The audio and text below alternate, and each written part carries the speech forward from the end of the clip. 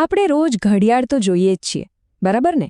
પણ ક્યારે વિચાર્યું છે કે સમયની બાજુમાં દેખાતા એ બે નાના અક્ષરો AM અને PM એનો અસલી મતલબ શું છે?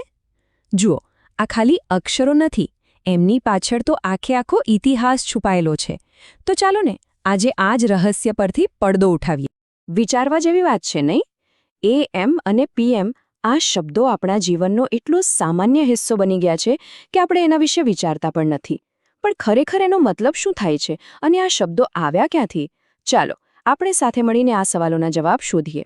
તો સૌથી પહેલા અને સૌથી મુખ્ય સવાલ, આ બે ટૂંકાક્ષરોનો અર્થ શું છે? ચાલો સમજીએ. સૌથી પહેલા વાત કરીએ AMની. એનું પૂરું નામ છે એન્ટેમેરિડિયમ.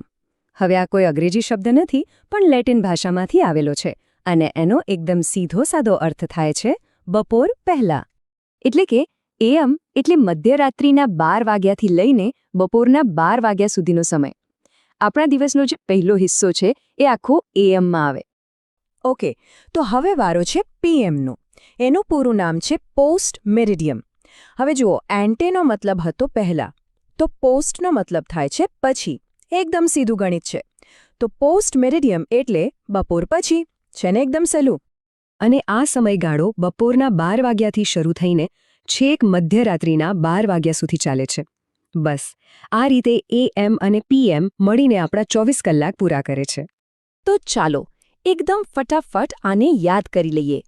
AM એટલે એન્ટેમેરિડિયમ એટલે કે બપોર પહેલાનો સમય, મધ્યરાત્રિથી બપોર સુધી.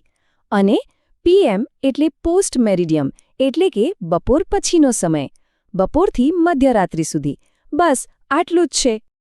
ચાલો, અર્થ તો સમજાઈ ગયો, પણ હવે મગજમાં બીજો મોટો સવાલ આવે છે કે ભાઈ આખી સિસ્ટમ બનાવી કોણે, એની શરૂઆત ક્યાંથી થઈ?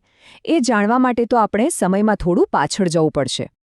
આપણી આ સફર આપણને છેક પ્રાચીન કાળમાં લઈ જશે, જ્યાં આ સાવ સાદી લાગતી પદ્ધતિના મૂળ છુપાયેલા છે.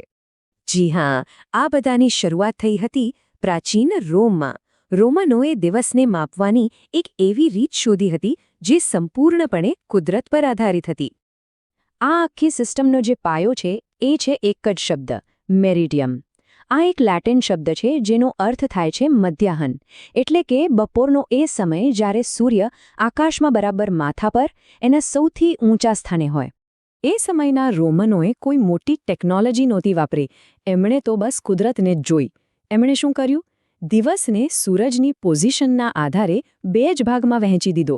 પહેલો ભાગ જ્યારે સૂરજ એના સૌથી ઊંચા પોઈન્ટ પર પહોંચે એની પહેલાનો સમય, એટલે કે એન્ટેમેરિડિયમ.